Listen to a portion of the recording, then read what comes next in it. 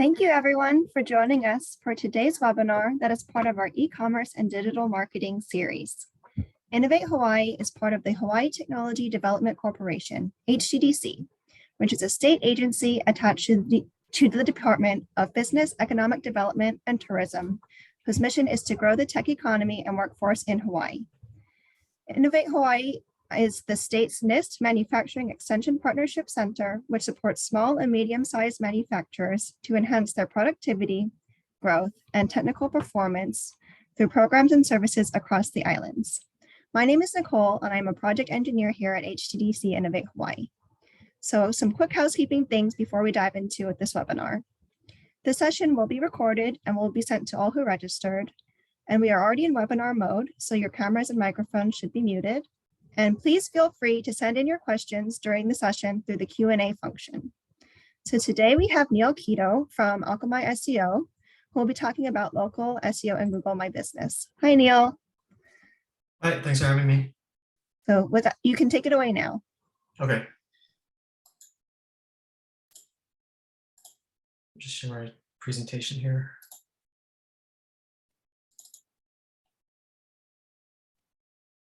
Okay.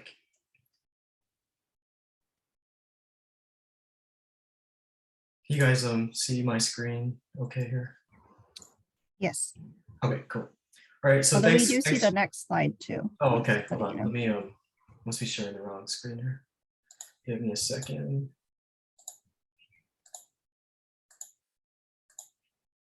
Try that one more time. Is that better? Yep. Okay. All right, thanks for joining. So I'm going to go over basically a guide to give you some information on how to rank better for local SEO. So that would be Google Map searches. So we'll kind of get started through this presentation, and I think there should be a lot of value for most of you business owners. So let's get started here. So just to kind of explain exactly what local SEO is, so it's increasing your search visibility or your ability to be found when someone searches for you or for your business. So it's for any business that has a physical location, and you basically appear in Google Search, particularly in Google Maps. And so there's going to be a blended listing when you do use Google Search, and I'm sure you've all seen it, especially on your phone. If you do a search, you'll see the Google Map show up, and I'll just kind of get to the next slide so you can visually see it. But that's basically the map search. So that's what we call local SEO. It's integrated into regular Google search. So just going over why local SEO is important. So 90% of the consumers use the internet to find a local business, which is pretty much almost everyone. And then 86% of users will actually use Google Maps to find the location of a business. So really important that you do have a presence, especially when somebody's searching for a business or a service, in their area. As I mentioned, this is what the map search looks like. This is from a mobile device. So Google's global share is 92% of all search engine web searches. And then 46% of all the Google searches have a local intent. So you can see another reason or another couple reasons why it's important that you have a presence and people can find you through local search and Google Maps. So this is basically how, when you do have a Google business listing, which is the right panel that's in that red box. The reason it's important, not only is it integral in you ranking in Google Maps, but if you do a brand search for your company, you should see, oftentimes you'll see the business panel show up on the right. So it has all the basic information, the name, business name, phone number, address, website, directions, all that, reviews. So really important that you do have control of your Google business listing if you don't already. So we'll go through and kind of give you a rundown of the things that you want to do to kind of optimize this. But so important, if you don't have your Google business profile claimed, you could have some incorrect information, or if you don't have one of these panels, it could be that you don't have an actual business profile set up. So really recommend you kind of look into this and make sure that you have this profile set up and that it's appearing for your brand searches. So there's a bunch of guidelines that Google has provided for Google Maps and your rankings in local search. So obviously you need to create or claim your Google business listing. So as I mentioned, the easiest way is to basically do a Google search for your business name, and then you should see your panel show up on the right. And you want to make sure that if you do see the panel, make sure that you have claimed it. And if you haven't, then you can actually create a business listing through Google Business. So in order to actually qualify for a Google business listing, your business has to serve customers face-to-face during business hours. So it's either at your location, if you're like a brick and mortar, or if you're a service provider, if you travel to your customers, you would also be able to qualify for a Google business listing. But if you're online only and you're not actually directly interfacing with clients, then you're not eligible. So unfortunately, the online businesses don't qualify for Google business. So this is for businesses that serve customers face to face.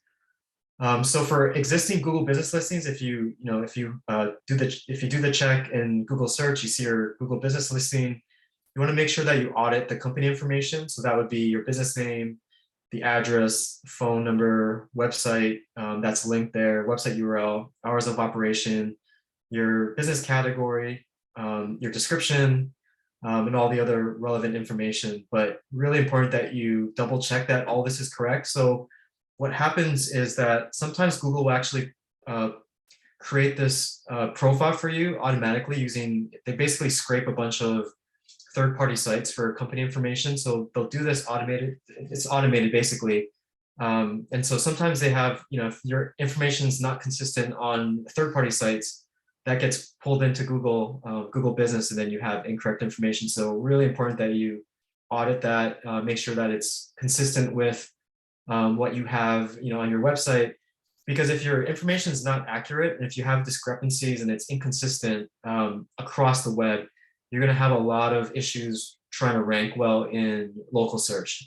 So if you have different business names like DBAs, or if you just happen to have, for whatever reason, if you have a different business name, or if you have different phone number, different website URL, all that kind of factors into your rankings, and you'll have lots of issues ranking properly. So if you're starting off creating your Google business listing, make sure that you put in the correct information, that it's consistent, because not doing this properly at the beginning can cause a lot of issues moving forward. So highly recommend that you do the audit and make sure that everything's consistent. Some other guidelines. So you don't want to add keywords to your business name. It should be whatever your actual business name that that you've registered with the state. The thing is, if you do add keywords, so there has been some case studies where it does create lift in your rankings, but if Google finds out, because it's against their terms of service, so if Google finds out that you're adding keywords and then you're not using your legitimate name, if they catch you, you could get suspended temporarily, or you get suspended permanently, and you don't ever want to have to go down that route. If you do get suspended, it can be really tough to get unsuspended. So don't recommend adding keywords. So just use your regular business name. Also, you don't want to keyword stuff in your business description. So there's a little area where you can just write some background information about your business and the services that you offer. So just try not to keyword stuff where you just add a bunch of keywords that you're targeting, and just for ranking position benefits. So if you're gonna list out specific services that you have, that's fine. But when you're doing things like Hawaii real estate, Oahu real estate, Maui real estate, Hawaii realtor, you're adding those kind of keywords. Try not to do that and stuff the description, or basically your profile.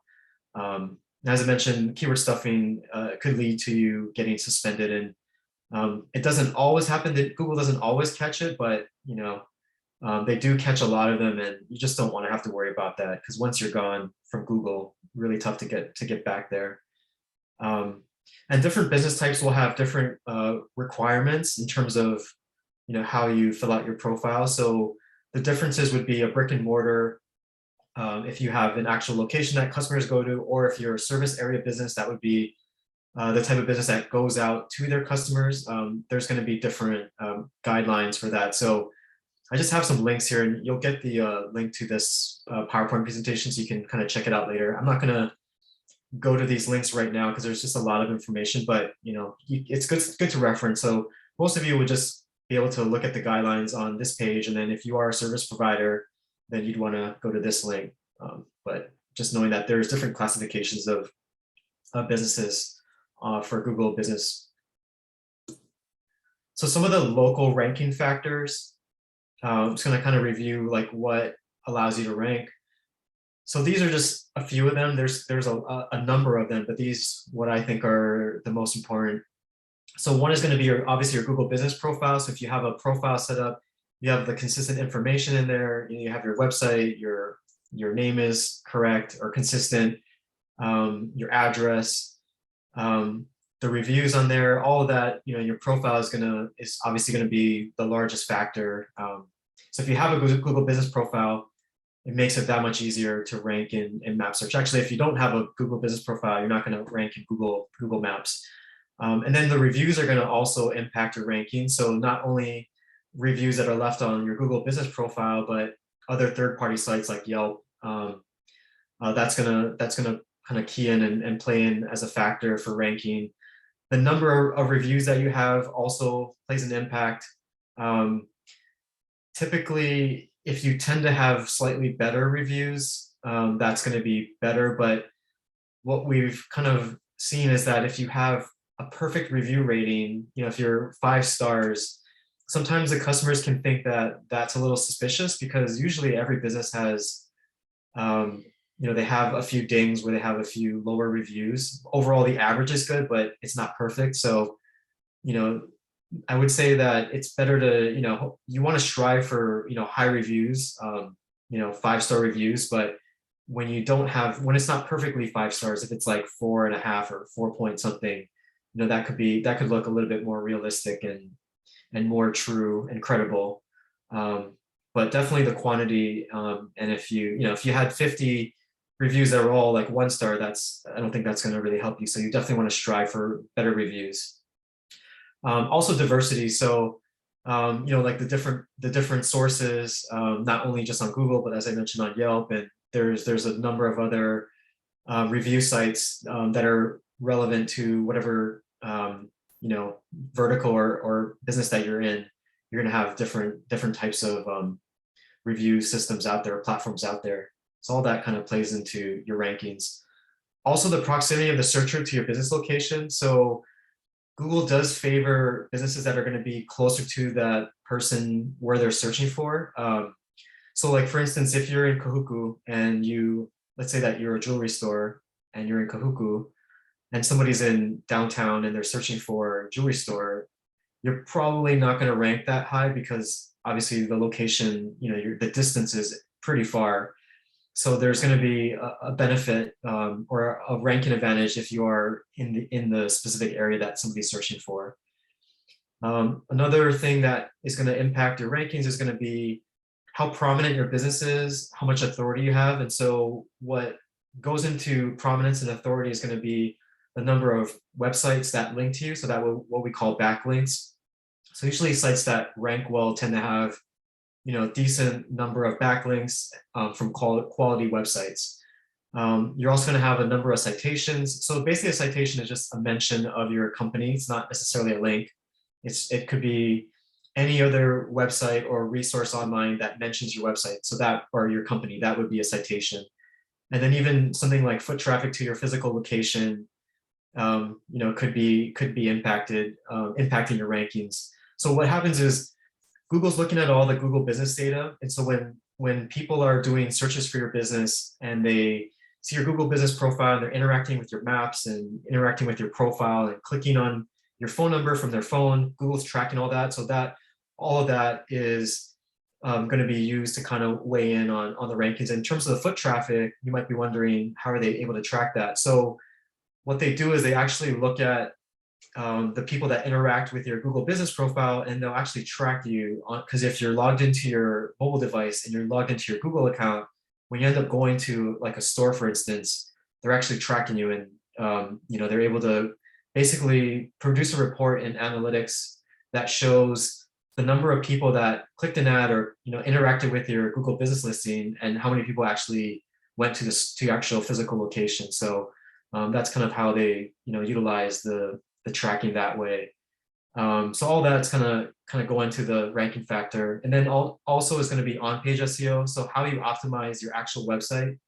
So some of the components of that are going to be, what kind of website content you have, the keywords you use, some of the phrases and terms, and whatever your topic is on the page. Google's going to analyze that just like with regular SEO. It's looking at the content, analyzing it, and trying to figure out the relevance between your content and the searcher's query or keyword searches. And it's also going to look at the meta tags, and then also look at the page header. So basically everything that's on the page is going to kind of influence your Google map search listings. So here's just another graphic that kind of shows some of the more important ranking factors. I kind of went over most of these, but as I mentioned, it's going to be the links. So what kind of websites are linking to you? The quality and the relevance of those websites that link to you really matter. So you definitely want to have links from sites that are also authoritative, that rank in Google, and who are relevant to your business. So if you go off topic and you have a bunch of links from low quality websites that are irrelevant to your business, that's probably not going to do much for your link profile. So definitely the link quality matters, and the relevance is really important too. So you want to make sure that you have quality and relevant backlinks coming into your site. We'll kind of go over some ideas on how you can kind of build up the backlinks a little bit later in this presentation. And then behavioral, I kind of mentioned some of this, click-through rates, how they interact with your business profile, all that information that Google's tracking, that's gonna kind of impact your rankings.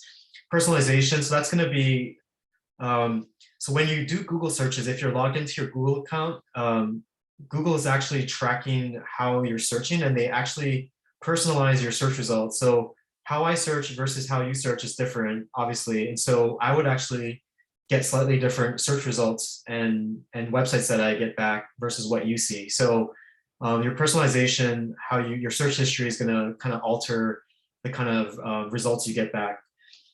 Citations, as I mentioned, that's going to be the mentions of your company. It could be your listings on the yellow pages, the white pages. How many times are you mentioned on other websites, or your business is listed on other websites? How consistent is your information? All that kind of goes into the citation. So that's going to play a big part.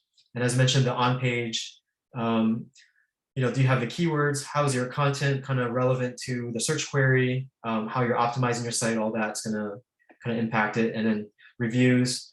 So reviews on Google, your Google profile, on Yelp, on other third-party sites, the number of reviews, how many reviews. So the velocity is going to be the number, like how many reviews you get in a certain period of time. So if it's kind of a slow and steady, or is it just in a burst where you decide that you need to kind of increase your reviews, and you get a bunch of reviews because you do outreach, and then it kind of tapers off, so that's kind of going to impact it. I would say it makes sense if you can kind of get a slow and steady review velocity rate, just because that looks like kind of more normal, right? If you kind of get more consistent reviews versus you get like 100 all at once and then you don't get any for like the next year, that looks a little fishy and suspicious. And then review diversity, that's going to be whether it's like some satisfied customers and then a few unsatisfied, instead of just all 5-star reviews, right? You definitely want to have a little bit of diversity in there, because that looks like a more credible and realistic review profile. And obviously just having a Google business listing is going to be really key. And as I mentioned, the proximity, how close you are, or how close your customer is to your business, what categories you choose. It says keyword and business title, but I mean, you don't really want to add it. So if you happen to have a business name that has the keywords in there, then that's somewhat of a benefit to you. You can still overcome that if you don't naturally have keywords in your business title, but I would say you want to ignore this, because you don't want to be adding keywords into your business title, because it's not a good long-term not a good long-term play there. And then here's just some of the important ranking factors. So this is from a local search specialist agency called White Spark. And so this was this is from last year. So this is what they believe is the top ranking local ranking factors. And so we have the local pack finder, and I'll show you a screenshot that kind of explain. But you have local pack and the finder ranking factors. Then you have just local organic ranking factors. So the difference is the local pack is going to look like this, where you have the map and you have 3 listings. This is typically what you see on any search result. That's what gets displayed at the top. The local finders, when you actually go into Google Maps, you're going to see the more of a fuller list of companies shown. And then the local organic is going to be for a search that is local based. So it could be something like, Pearl City Plumber. But when you're just looking at the actual local list, the local search results, not the map stuff. So this is underneath the map listing right here. So that's the difference. So for the local search with the map listings, the 36% think that Google Business, the Google Business profile is important.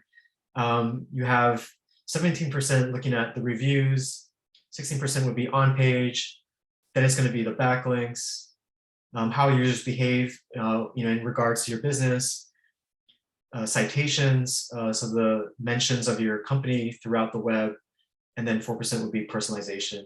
And you can kind of look at the other organic local ranking factors. So sort of similar, well, actually not really actually. 34% would be on page. So this is more on page. So this is looking at more, regular SEO. So obviously, links and on page are going to be the biggest factors, which is typical of normal SEO.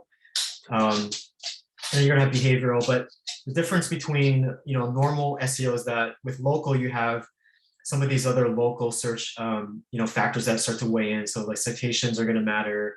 Your Google Business profile matters a little bit, the reviews, and then you have the personalization. So basically for today, we're going to just focus on the map listings right here, not so much the actual organic. This is going to be more applicable to, more of the general SEO kind of strategy. So today we're just focusing on this right here. As I mentioned, these are the differences if you want to kind of look at it again. So the local pack, this is what we're focusing on. I mean, these two basically are going to be what we're focusing on today. So optimizing for local search. So the first thing that you want to do is you definitely want to do some keyword research, because you want to figure out what the keywords are that your users are searching for. So the best way to do that would be to use a number of different techniques. So one would be keyword research tools.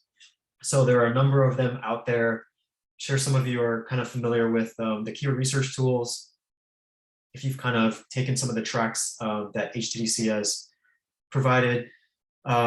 But there's, I use Moz, moz.com. I use Moz keyword research tools. It's just something that I've used for a long time. I don't think it really matters too much like which keyword tool you use, because I think a lot of them pull the same data. But if you use some of the top keyword tools, SEMrush, Moz, I think Majestic is another one, Ahrefs. There's a number of them out there. You can just do a Google search for SEO keyword research tool, but you can just use any keyword tool, more preference. So I like Moz. You do a keyword search and then it gives you a number of suggestions. So it kind of helps you figure out what are the other terms that people might be searching for. And then, you can also use Google search results. So what you do is you put in a keyword, and then as you're typing it into the text box or the search bar, Google will actually produce a number of suggestions. So that kind of gives you some other things that other people are searching for. So I use Google to kind of give me additional suggestions. And then another kind of nifty little hack would be to look into the Craigslist service section. So you can just do a local search, for wherever you're at, whatever island. I figure most people are on Oahu, but just go into like Craigslist Oahu, look for the services section, and you'll see the actual titles that these businesses are using, and that kind of gives you an idea for the keywords that they're trying to trying to target. So that's just another way to kind of get some ideas. But what you kind of want to do is just think about a very, straightforward, basic search term that someone would use to find your business, and start there, and then put it into the keyword research tool, pop it into Google search results, and then the keyword tool will give you additional suggestions, and you can kind of get an idea for what other people are searching for. But you definitely want to know kind of what kind of searches people are going to be actually targeting, right? Or using to find you. And then so once you have that, then you can figure out, now you're going to try to figure out how you actually rank for those kind of keywords.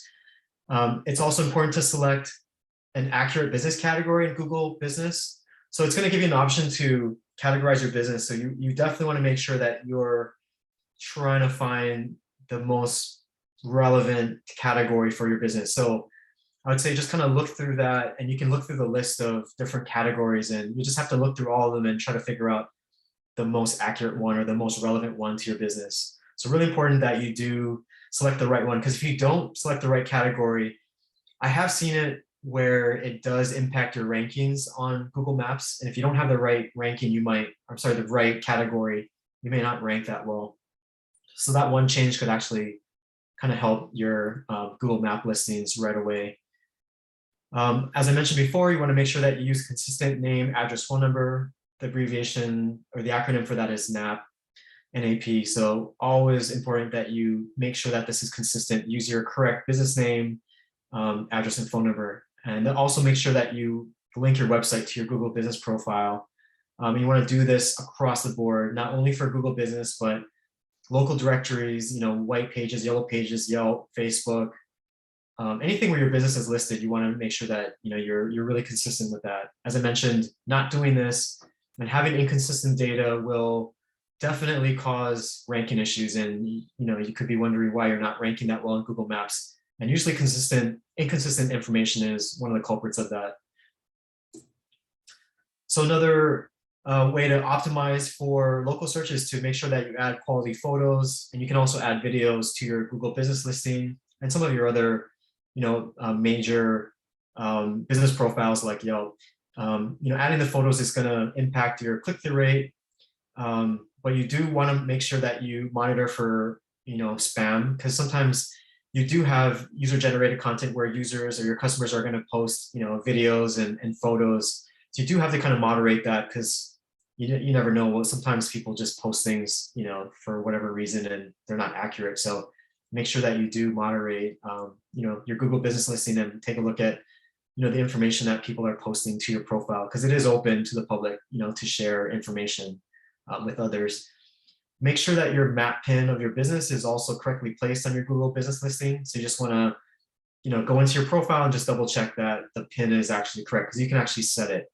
And sometimes the business pin is actually not set exactly to the location, because it's automatically set based on the address that Google pulled from a third-party source.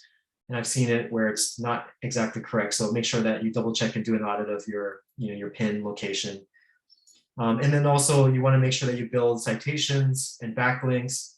So just to kind of reiterate, the citation is going to be a mention of your company online.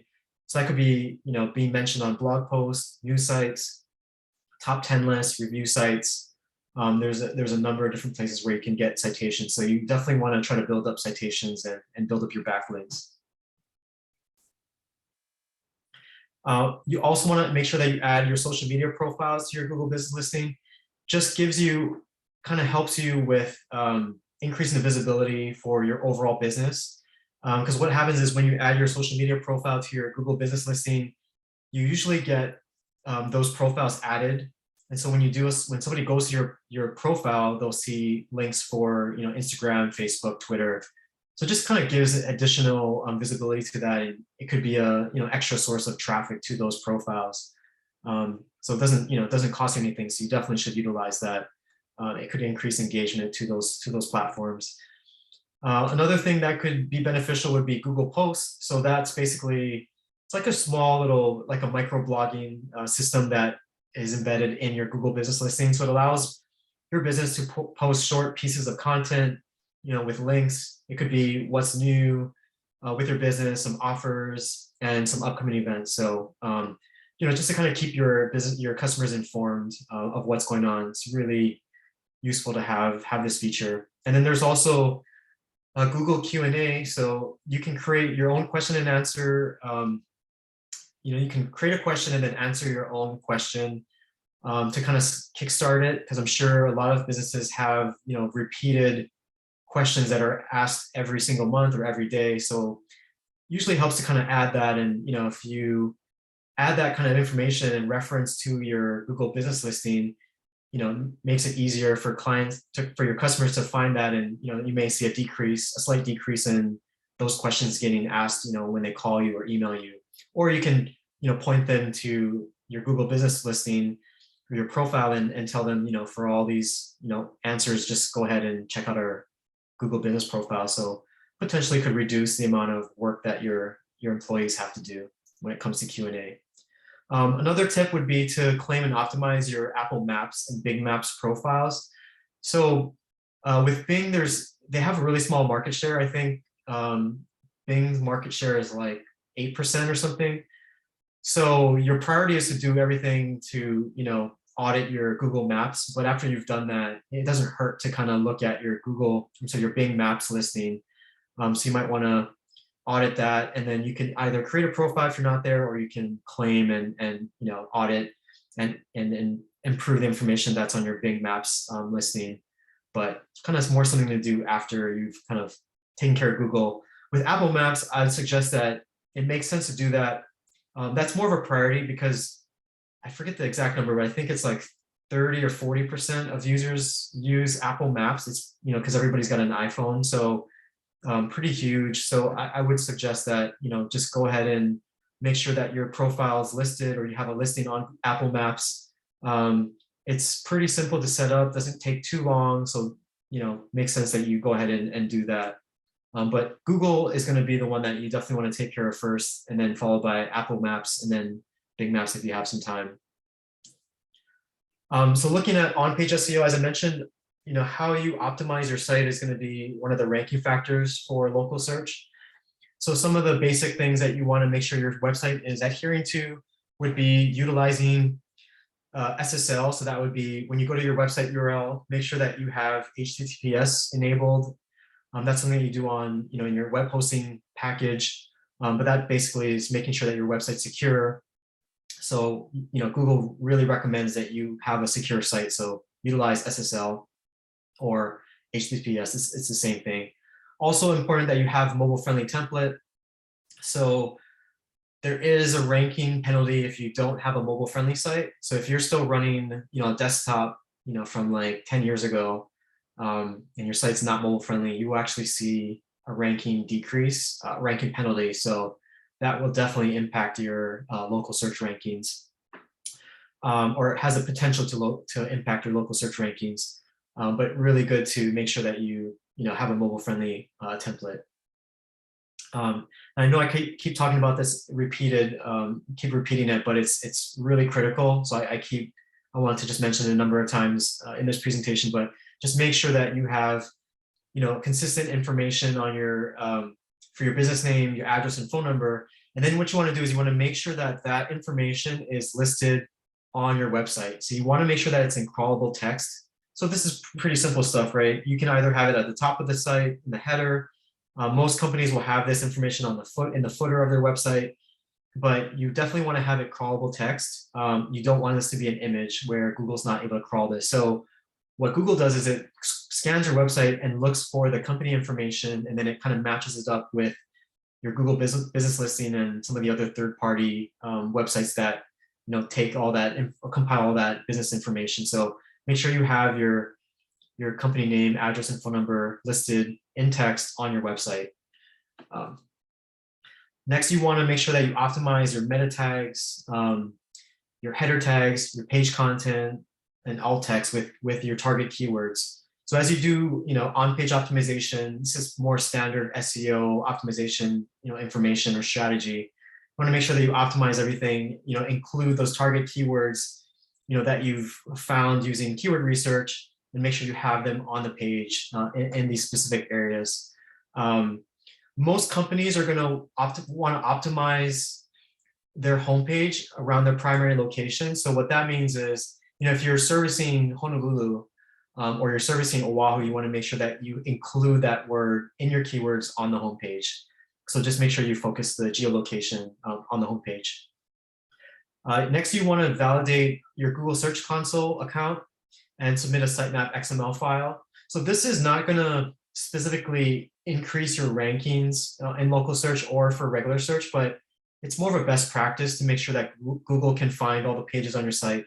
So just something good that you do. With Google Search Console, the main benefit of having this account set up, besides the fact that it allows you to submit a sitemap XML file, is that it gives you a lot of keyword data that you don't necessarily get from Google Analytics, because Analytics basically blocks keyword information. So if you have this account, you can actually look into this account and see all the keywords that someone is using, or all your customers are using to find your website. So really important that you have that insight to figure out what people are using to find your website on Google search.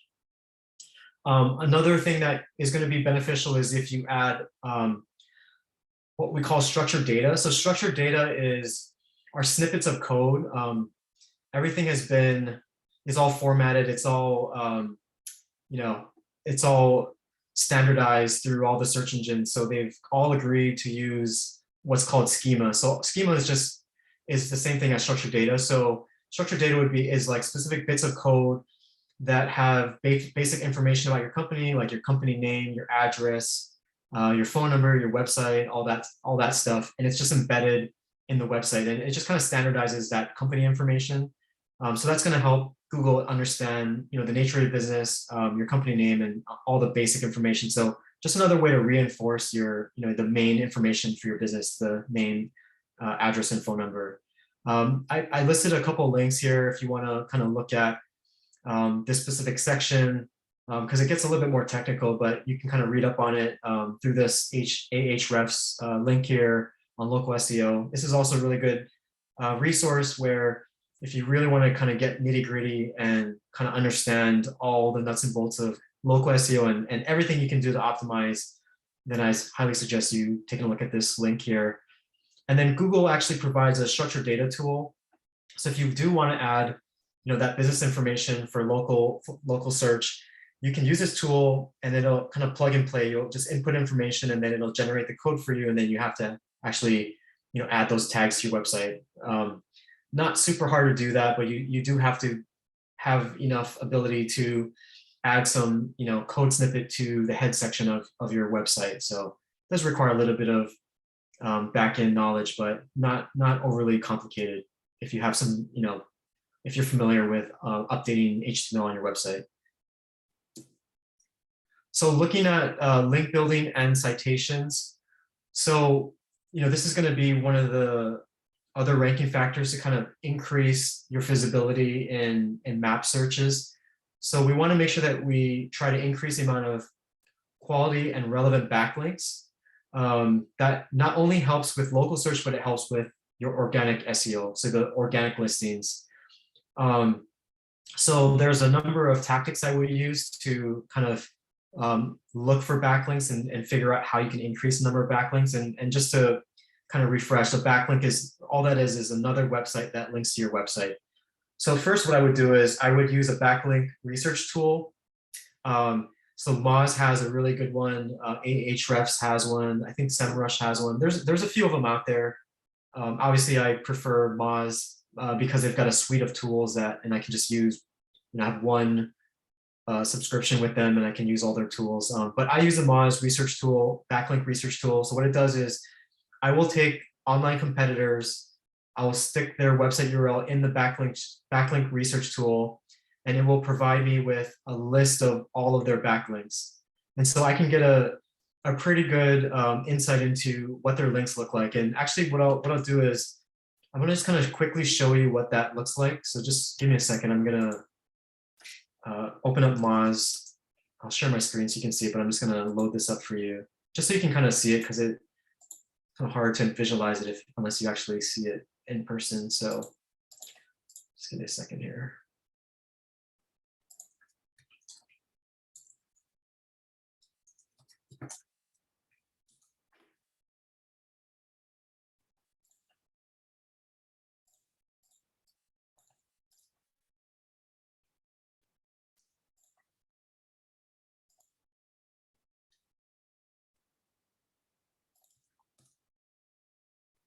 Okay, so let me just stop sharing this here.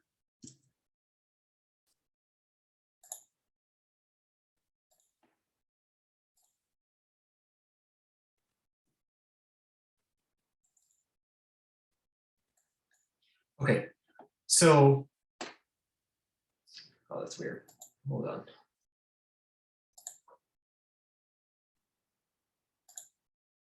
That's weird that it's not working. Okay, that's an issue. Let me try to find another website. It could be that Moz is like down for some reason, which would be bad timing. Let's try this again.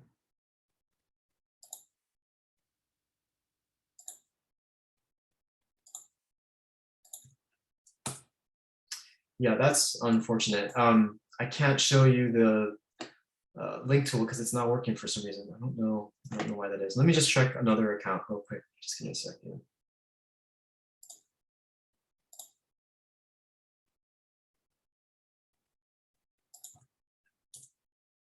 Yeah, I'm looking at I have 2 accounts here, but there is like some issue with like Moz. I'm not sure. That's usually doesn't happen, but yeah, that's weird.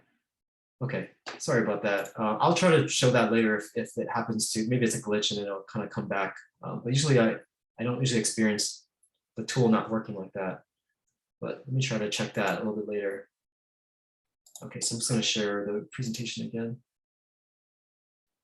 Give me 1 second here. Yeah, hopefully I can show you that. But so what I would do, as I mentioned, is I will put the competitor, I put their website into the backlink research tool. It will show me all of their backlinks. And so what we want to do is we want to try to replicate those links as much as possible. So you kind of have to look, click on the different links, like where the links are coming from, and see if you can actually replicate. What that could be is maybe they have a sponsorship. Maybe you might want to sponsor the same event or whatever, whatever thing they're sponsoring, you could potentially do that. If they're listed on, some resource website, you could reach out to that website and see if you can get included. So it just kind of takes some effort where you have to go and do some outreach and try to see if you can kind of replicate those backlinks. But that would be the easiest way, is to do this for all the top competitors online. Look at their backlinks and then try to see if you can replicate those backlinks. Next, what you could do is you could do a Google search for some of the keywords you want to rank for and see which websites are showing up. And obviously, if it's not a competitor that's showing up, you could look for opportunities where maybe some of these pages that are ranking for the keywords that you want to rank for, maybe you could get them to link to your website. So obviously, you're not going to go out to your competitor and because they're ranking right for the keyword that you're targeting, you're not going to go to the competitor and ask them if they will link to you, because they're definitely not going to do that. But there could be some kind of directory, or maybe that's like more of an informational article. You might be able to ask them, and they might actually list your website, if you can provide them a good reason for inclusion, right? So if you just straight up ask them like, hey, can you link to me? That's probably not going to work well. You have to find some value, right? So it is kind of like you're giving them some kind of value, and they're gonna add you to the website because their users are going to get value out of that, right? So nothing these days is really free. You have to provide some type of value. So it does take some out of the box thinking to see how you can provide that kind of value. Maybe you could do, I don't know, maybe it's like a free offer. Like if I'm a plumber, maybe I would offer, free phone consultation, to those users of that website. That would be some kind of value add that's kind of nominal in exchange for getting listed. But just do a Google search and see if they're going to be, non-competitors that are potentially could utilize having your website listed on their web page or on their landing page. So it does require elbow grease. It does require effort. You're gonna have to compile a number of websites, and you're gonna have to do outreach, and the conversion rate of you actually being successful in acquiring a link that way is going to be low, but it's kind of a numbers game. So if you do it enough times, potentially you could get at least a few links, and a few links, all the links help. So you definitely want to be doing this over time, and every link helps. Another way would be to do philanthropy in the community, donating to local causes. Because usually when you do this kind of stuff, either the news will pick up the story and add the link, or the beneficiary, like if it's a nonprofit or if it's an organization, they will usually do some kind of article or press release on it on their website, and then you can ask them for a link. So kind of giving back. Sometimes you can get some links there, and then as I mentioned, it could be different. It could be sponsorships. It could be joining an organization that's more related to your industry. So a lot of the industries have associations. So if you're a member, oftentimes those association websites have links or profiles, and the profile has a link to your website. So I would just really look into kind of exhaust all the opportunities where you think you could potentially get a link. And I've kind of listed a link to another article that kind of goes more into building your local authority. So this is a really good article from Moz, really good read. So it has a lot of these strategies and more, where you want to you can read this and kind of get a better idea of some of the other strategies you can implement to build up your link building. There is a list of top 50 citations from Whitespark. So I'll click on this and I'll kind of share this and kind of go over this real quick here. So these are citations. So these are going to be, so as I mentioned, the citation is just a website that lists your business or mentions your business. So these are going to be, a lot of kind of white, yellow page directory type websites. But obviously, Google Business is the #1 citation source. You have Apple Maps, Facebook, Foursquare. But you can kind of look at this. So this is kind of a good starting point in terms of you want to make sure that your business is listed on, I would 50 is a lot to kind of, do all at once, but I would kind of break this list down. Maybe it'd be, good to start the first 10 citation sources. So I would go to each one, I would do an audit, right? So like in Yellow Pages, for instance, I would go to Yellow Pages, and then I would click on, search for, like, I think it was Allen's Plumbing. Let's see, it looks like they're in there because it was showing up as a suggestion. So you can see Allen's Plumbing is showing up here. So here's something that's pretty interesting. I don't know if, so we have like a bunch of listings. I don't know if this is the same Allen's. There's a different number, there's a different company name, but if this is the same Allen's Plumbing, this is what I'm talking about, where you have inconsistent naming conventions. And this can really cause issues, in local search. I think he does decently well in local search. So obviously, just because you have an instance of inconsistent naming convention doesn't mean that you're always going to be penalized. But it definitely can cause issues. And he could be making it up. The reason he's ranking well in Google search or Google local search is maybe he's got like a number of reviews or the other factors, right? Because it's not just one factor, there's a number of factors. So some of that could be compensating, but this is something that I really highly suggest that this kind of stuff you want to avoid, or you want to mitigate this kind of stuff. So this is a really good example, potentially, unless this is another company, potentially this could be, if this is him, this could be an issue. And this, the fact that he has 4 listings and they're like 4 different numbers, right? This is also the inconsistency that I'm talking about. So you kind of want to clean all this up. But that would be the way that I would do an audit. So I would go to the top 10 to start, and just do an audit for your profile, your company's profile. And then, if you have inconsistencies, then I believe they have the ability to claim and edit. It takes a while to claim and verify, so it's a tedious process, but it's something that you definitely want to take care of over the long run if you want to rank well in local search.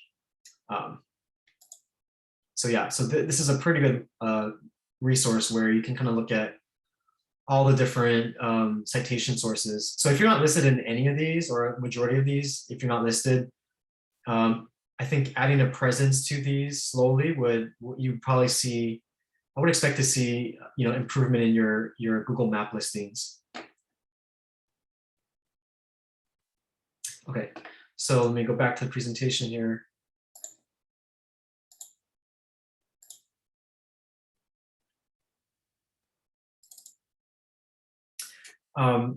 And then they also have a citation finder tool from the same company, WhiteSpark. Let me just take a look at this and see if I think this would be worth kind of going over again.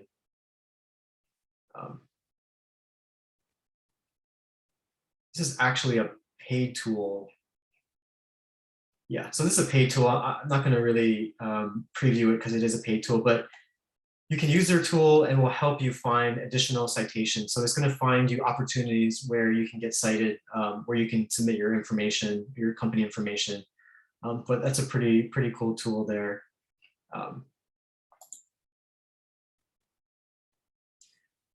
They do have a demo where you can sign up. You get like a demo account. I don't think it gives you all the information. It's probably just partial information, but if you click the link, they do have like a little trial that you can kind of test drive that tool. But pretty cool tool there if you need to find additional citations.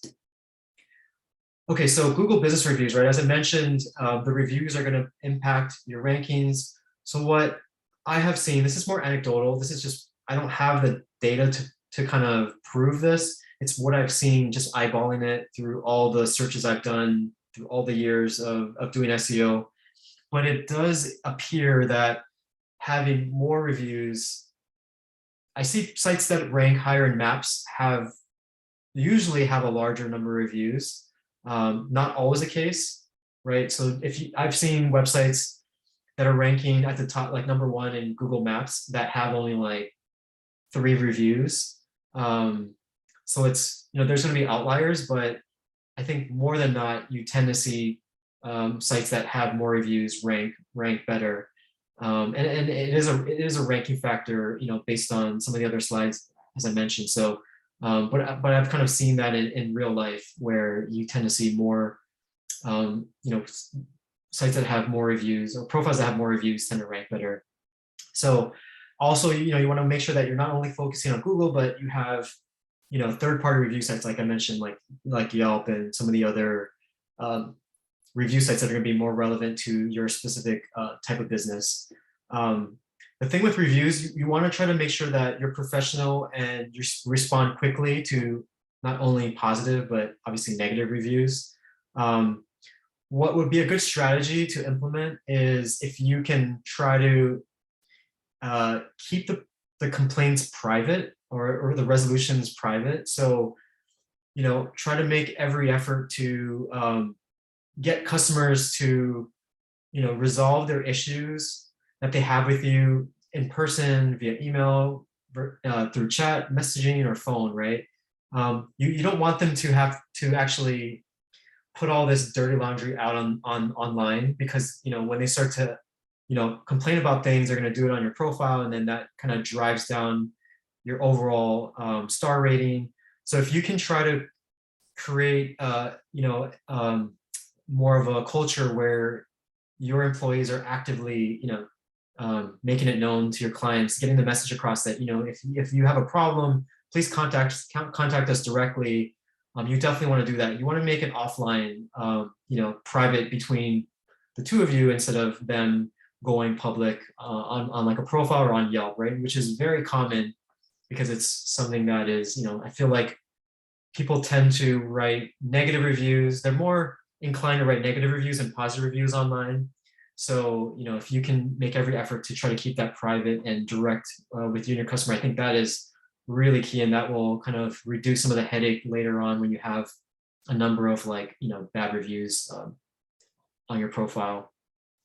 And then you definitely want to request or try to get customers to leave a review on different platforms. So Google, Yelp, Facebook, and as I mentioned, there's going to be industry related platforms, but you definitely kind of need to urge your clients or nudge them to leave reviews. You want to make sure that you don't incentivize to leaving a review. So you don't want to mention that you're giving something in exchange for a review, because this is against terms of service. So if you happen to get caught, if Google finds out, you have some serious problems. You could get suspended. You can get suspended from Yelp.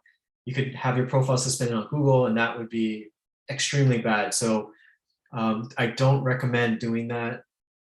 Definitely don't put any type of, don't put that on the website. If you are doing it, yeah, don't mention that on the website, or don't mention it online, because if Google finds it somehow, either through indexing or it's manually reviewed, where an actual person is reviewing your profile, they'll find it, or they could find it, and that could be really bad. So if you're gonna do it, I mean, don't do it, but if you do, make sure that it's offline, and you're not actually, you don't have any proof of that online.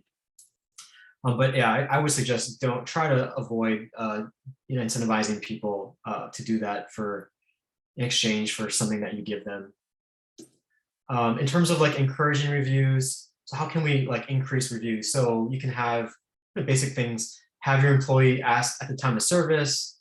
You could have some signage, in your actual physical location, inviting reviews.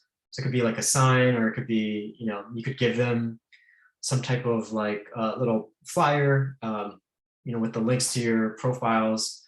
You could add some widgets, or have some content where you're actually, just suggesting if customers could share their experience or their thoughts on these review sites. You could do that, just as long as you don't incentivize them, in exchange for something, right? For doing a review, then you're fine mentioning this on your website.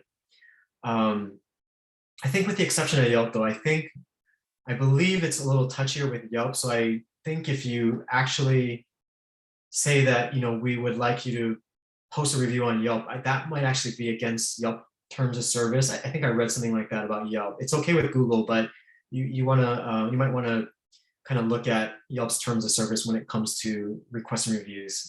Wouldn't want you to put something on your website and then have you run into issues with Yelp.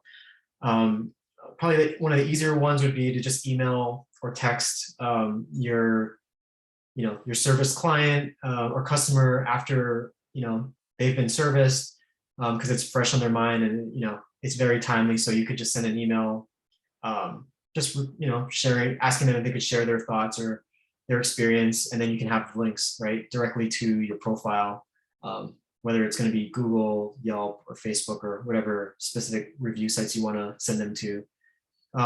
You can use dedicated review software. So this actually does all that for you. So this is a pretty cool tool that I found called GatherUp. It does cost, I think it's monthly, so you have to pay for this obviously, but if you have potentially a lot of reviews out there, or a lot of customers, you can just use this tool and you won't have to manually do all this. So they have some pretty cool tools that allow you to automate, requesting reviews. So a pretty cool tool there. You'll also want to make sure that you kind of look into review spam. So what review spam is just reviews that kind of violate the review platform guidelines. So this could be competitors that are posting bogus reviews because they're trying to, decrease your star ratings. They want to basically sabotage your profiles. That's one example of review spam. So there's going to be different ways to deal with review spam, and I'm pretty sure this is common, especially if you're in like really competitive verticals or markets, or if you're when you have a lot of reviews coming in, you're probably going to have some of this review spam trickling through there. So each platform has its own ways to deal with review spam, and this can be kind of difficult to deal with, especially I think with Yelp. Yelp, from what I've seen with clients, it's always really difficult for them to like do anything. Kind of unfortunate, but maybe they've gotten better recently. But from what I've seen in the past, Yelp's always been an issue where you have kind of like bogus reviews, and they kind of refuse to kind of unpublish them. So I think they have some kind of filter now that tries to filter out those type of reviews, but yeah, hopefully, like I said, it's gotten better over the last year or so. But each platform, the major platforms, have their own ways to report reviews that fail to meet standards. So here's the links that I just sent out, just more of a resource, because I'm sure some of you probably have dealt with those annoying kind of bogus reviews. And there's some other local SEO tools out there, and I'll kind of share my screen here. So I'll kind of walk through some of these tools real quick. I think these are going to be beneficial. So let's review this one here. So this is a tool. This is a free tool. I think this is pretty sure this is free. I'm not logged into my website right now, or my account here. But you basically put your company name in, the street number, and then your zip code, and you can check the listing, and it'll go through all the major citation sources. It'll kind of give you a report on whether you have issues with your citations. And as I mentioned, the citations do have an impact on your ranking in Google Maps, right? Because Google basically pulls all this information from all these sources and compiles that and uses that to kind of figure out who's who, and kind of uses some of this information for their rankings. So if you can look at this company, 525 Plumbing, you'll see here's the actual citation source. It gives you the link to that profile. So I click there, you'll see that there's their business listing. You can see, hours are good, photos are good. You can see for Facebook, website's missing, right? So I would definitely add that in. Hours are missing, photos are missing. Chamber of Commerce, looks like photos are missing. So it goes on and on, right? Through a lot of these top citation sources. So a pretty good way to kind of look at how you can improve your citation sources. So the downside with managing all this yourself is that it's extremely time consuming, right? Because you have to create an account for every one of these. You have to go through the approval process of verifying or validating your profile. And that in itself can be pretty irritating, because sometimes it's just annoyingly difficult to validate a business depending on what platform it is, especially if like your number is incorrect and all that. So yeah, it could be, it's definitely going to be time consuming to do this. So if you have the resources to kind of do this manually, then by all means feel free to work on this if you have the time.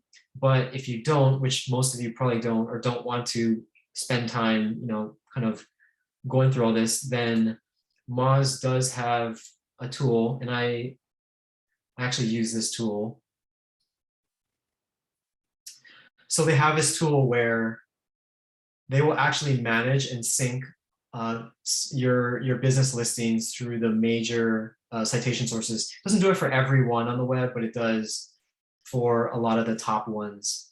So what happens is you can basically go in there and manage your information, your business name, your website URL, the hours, description, category. And it does a pretty good job of kind of making sure that that gets propagated through all the different citation and directories that it has partnerships with. So really easier way to manage this in a single location. There's going to be a few that you still do have to take a few, have to put a little bit of effort in and manually update a few things, but overall it makes it a lot easier to kind of sync all your listings and make sure that everything is consistent. And then it gives you a report saying, this is inconsistent, this is different.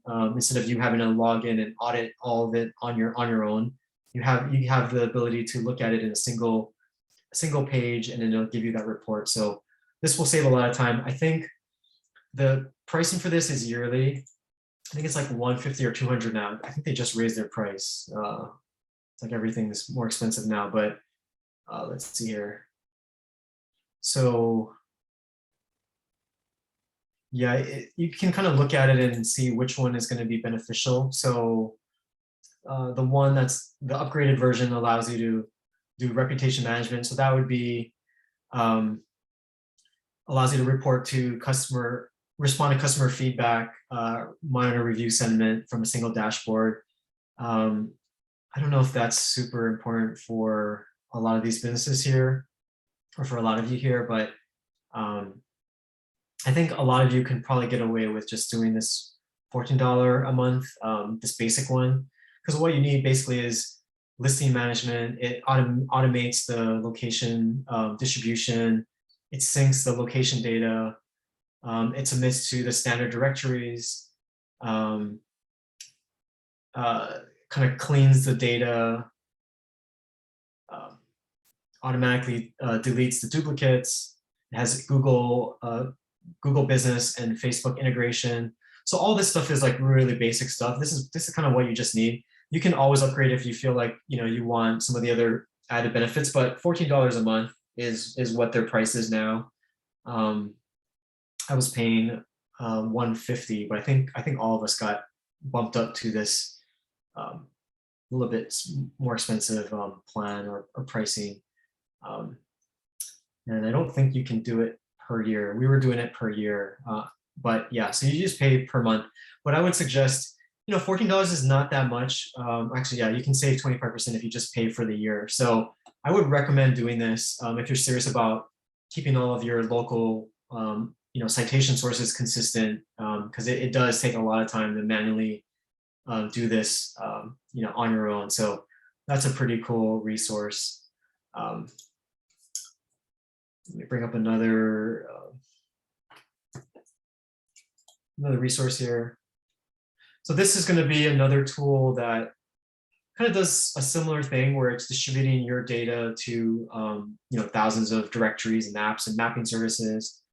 So kind of, I guess you could say this is a competitor. So you can kind of look at what you think is going to be more beneficial to you. They do very similar things. I think their feature set might be slightly different, but like this is a $60 a year. It's definitely cheaper. But you kind of have to like really look through what the benefits and features are and kind of compare and see if you rather do Moz or if you rather do Bright Local. I use Moz just because I've used a lot of their products and it's just more comfortable to like use them. But I would say just do your research and you can kind of figure out which tool might be better for you. And then the last one is going to be Gather Up. So this is that review tool where it's going to kind of help you increase the number of reviews, right, and manage all that in a single platform. So pretty cool tool here. The pricing I think was somewhat reasonable.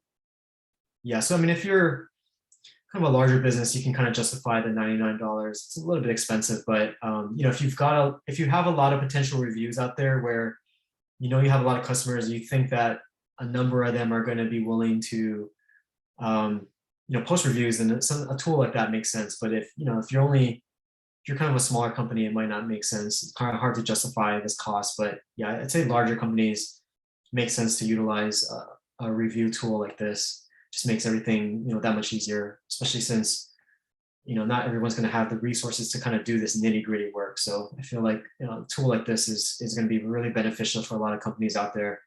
And then you can do the 14-day trial and see how that goes and continue if you like it. But using these tools, I think really, really cuts down on time and frustration and all that, because manually doing that, all this stuff is a lot of work. So I highly recommend looking into these tools to kind of streamline the workflow. So I think that's it for the local SEO presentation. So I guess we'll open it up to a Q&A if there are questions here. Great. Thanks, Neal. So I think you kind of just answered this, but is there a site or a single place where we can see and manage all our Google, Bing, Yahoo, Travelocity, etc.? Or do we have to manage all of these individually? Yeah, so so exactly. Some of the tools that I mentioned, the Moz, Bright Local, those are going to be the top two tools that I know of, but you can do a Google search if you want to look for other options. But this is basically going to be make it a lot easier to manage it all in one place. You're not going to be able to manage every single site or directory or citation source from here. So like TripAdvisor, those kind of sites, I think you have to just manage your own profile. But you can take a look at it actually, and it'll give you all the major profiles that it does manage, but I think TripAdvisor, I think because it's so specific to travel, I don't think that would be, I don't think that's one. I think that was mentioned right in the question, but yeah, so it's going to do a lot of these, but not everyone, obviously, but definitely worth the money in my opinion. And then backlink websites. Does this mean we need additional website links, although no website is set up? Or are you suggesting different domain names? Okay, so if you don't have a website set up, right, you can still rank in Google Maps, right? So as long as you have a profile, it's not a requirement is not a website's not a requirement to have a Google profile. So if you have a profile and you don't have a website linked, you can still rank well. Even though I said on page, your website is going to be a factor, and the content of your web page is a factor. So if you don't have a website, you're not going to have backlinks because you don't have a website to backlink to. So yeah, don't add a URL because don't add a URL just because you want to add a website to your Google profile because you decided that you want to have a website presence and you decided to build a website. So if you don't have a website, just leave it as is. Focus on your profile, the company information, make sure it's consistent, the name, the phone number, the hours of operation, work on your reviews, try to build it out on other review platforms like Yelp and Facebook and all that. So kind of the on-page stuff is not going to be relevant to you if you don't have a website. So you can kind of disregard that. Right. How can I see what another searcher sees on Google? If I log out of my account, are the search results what a regular search would see? Yeah, so if you're logged in, you're gonna probably get slightly different search results than if you were logged in.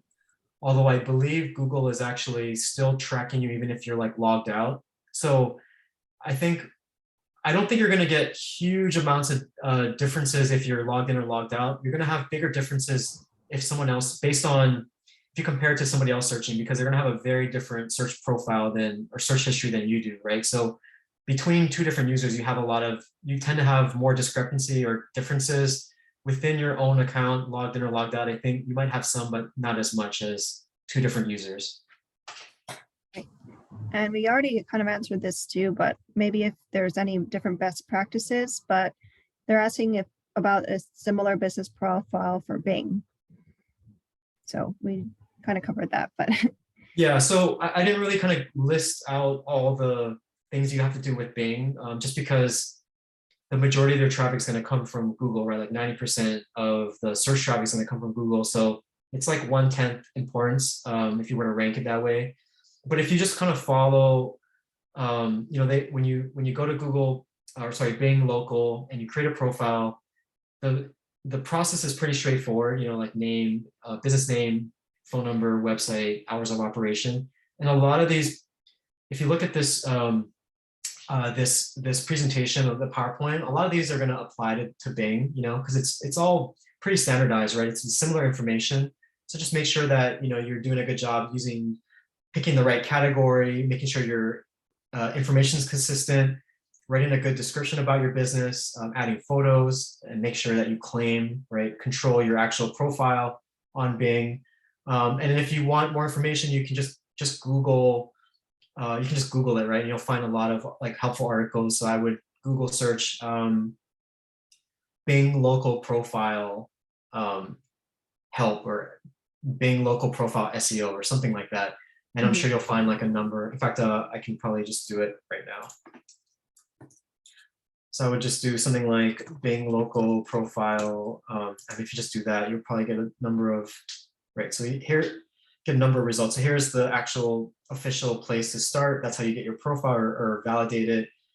And then there's all these other, websites, Bright Local, right? So you click on that. That's one of the tools I showed. But they have, they have some information on why you should do it. So maybe that was not the best. Let's see. Or you could do guide. I don't know, you can just do a number of different searches and yeah, so 4 Bing local business profile setup tips, right? you can read this article and then it'll just get you kind of started. But it should be pretty straightforward to fill out the information there. It's just basic basic information. Yeah, so it all looks pretty basic. I don't think it's that difficult. Right. Can I see what kind of SEO tools my competitors are using? No, there's not going to be any way to do that because, like, yeah, there's no cookie trail or anything on the website that would give you that information. So you'd have to be able to like look at their browser to figure out, you know, what they're using. I mean, I don't think it's really that critical to figure out what your competitor's using. I mean, I would say that, you know, like if you just do a search for like SEO tool, if you start to do research and read up on, like you can do something like SEO tool review, and you start to like, the more you read, if you try to get the non-biased ones, you'll probably get some good insight, right? So like Tech Radar, maybe that might be something I might, that might be like not biased. The ones you have to watch out for are the ones that are trying to make money off of the affiliate marketing, right? So they mention like SEMrush, and then when people click on it, they get like a cut out of that. I mean, this could actually be, they could actually be doing that here, but you kind of want to find something that's like not as biased. But here's some, right? So SEMrush, Ahrefs, Moz, Majestic. These are the ones that I mentioned in the presentation. So these are going to be like the kind of the more well-known SEO tools. You also have Ahrefs, or I'm sorry, yeah, it's already listed here. So yeah, I would say these three are probably the most popular in my opinion. So I would kind of look into these tools, and it doesn't really matter what your competitor's using, right? Because if you're using more of the popular tools, you're going to have access to, you know, the best information and tools out there. Another one would be, let's see if it's in here. This guy Neal Patel. Sorry, yeah, this guy right here. So he's got a website that has like a bunch of tools. This could be an option, but you know, I would stick with the top three that I mentioned: SEMrush, Ahrefs, and Moz. Those are the three that I would recommend. I've never used his tools, so I can't say. He's a very well-known SEO, probably one of the more well-known SEOs, but he has his own suite of tools. But I prefer, you know, the other three that I mentioned that was listed in that article. Okay. You can see Moz and Ahrefs, you know, ranking. So that's another signal.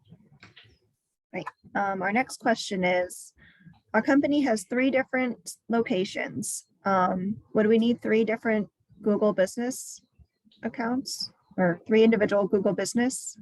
And they're saying, do they need 3 different websites or web domains in order to be found? Okay, so you can have a Google business profile for all of your locations. I would create, like, if you don't have an account yet on Google Business for your profile, I would create a single account, and then within that account you can add the different locations. So I want to create 3 separate Google accounts for the 3 locations. You want to have it on a single account, and it's going to be a different location. It could cause issues if you have like 3 different accounts, right? So if you have one account, the positive is that you have one single place to manage everything. So that would be the way that you want to set it up. Regarding whether you need 3 websites, not necessary unless your 3 locations have completely different services or products or whatever. But I figure it's probably going to be the same, relatively the same website or services.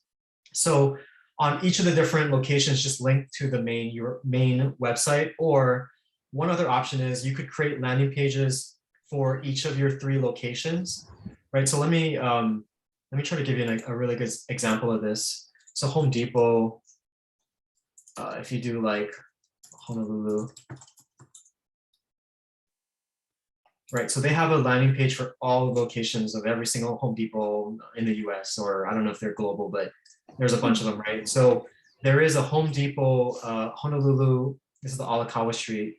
So I don't know why this is This could be like Firefox. Hold on, I'm gonna have to do it on I have to do it on Chrome. I don't know what's, yeah, okay, let me just share my screen here real quick. I'm gonna share Chrome here. Where is it? Okay, so here is the landing page for, this is for Home Depot Honolulu. So you can see, right, this is a dedicated landing page for Honolulu. It has the store number, the area, the details, right? These are all specific to the store. They have specific features of this particular Home Depot. Here are some of the things that they're on special here. They have the map, right? Even the content here is all specific to the Honolulu store. So this is good for SEO in general. So you could, another option would be, you could add 3 landing pages for each specific location and make sure that you have location relevant information, right? Like store information, hours, direction, whatever. The more information, it just, to me, provides a better user experience. And then I would link from each different location profile in Google Business, I would link to the landing page, right?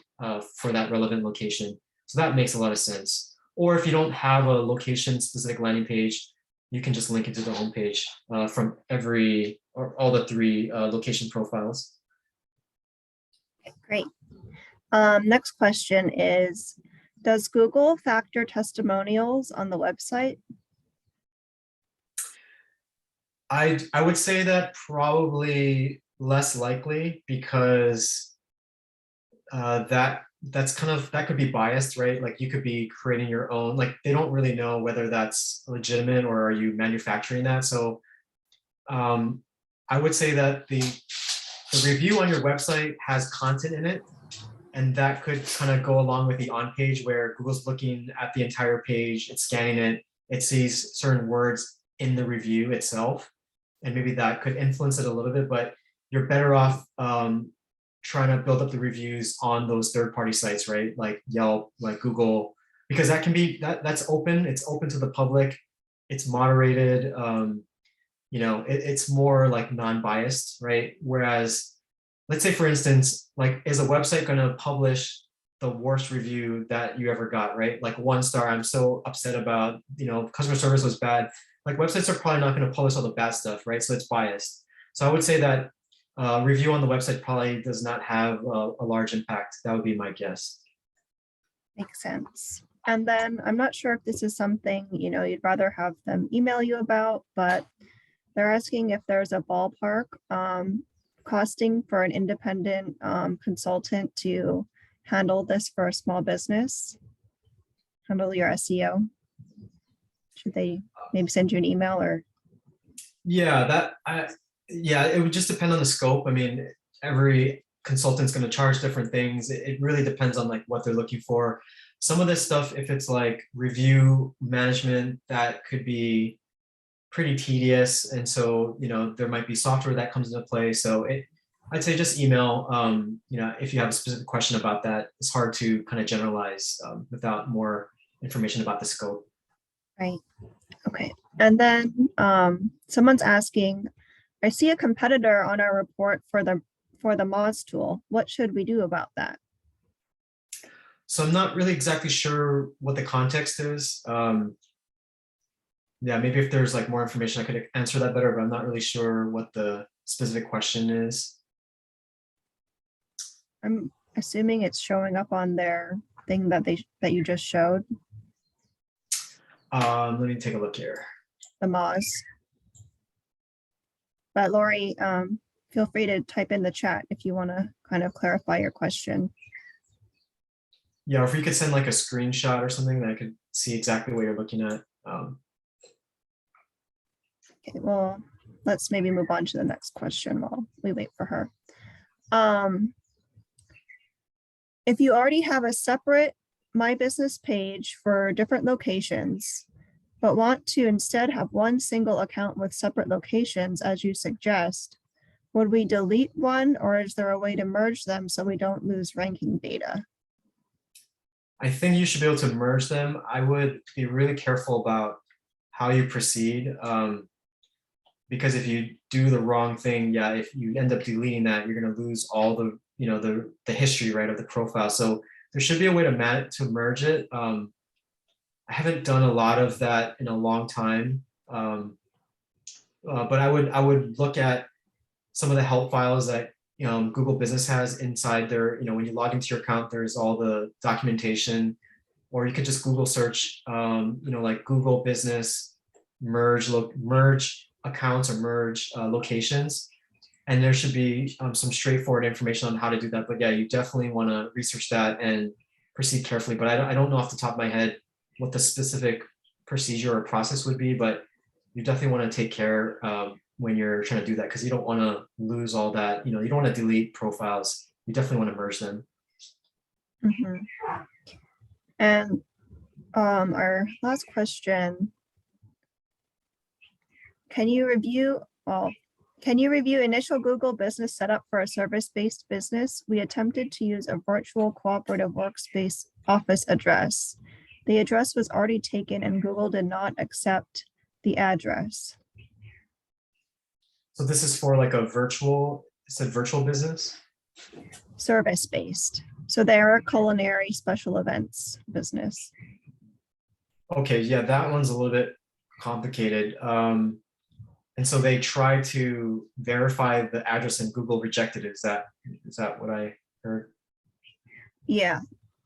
The address was already taken and Google did not accept the address. Yeah, that's an issue. The downside is that Google support for local search and Google profile is extremely low on the totem pole because it's free. So the best thing to do would be to like try to research. You could potentially try to contact them or flag them. I'm trying to think what the best way would be.